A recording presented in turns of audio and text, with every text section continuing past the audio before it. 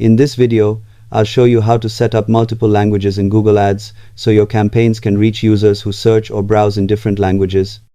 This feature is useful if your business serves multilingual audiences or operates in regions where people commonly use more than one language online.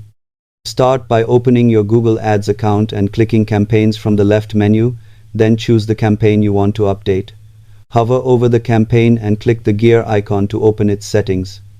On the Settings page, scroll down and expand the section called Other Settings, where you'll find the Languages option. Here you can select multiple languages that match the language of your ads and the content on your landing pages.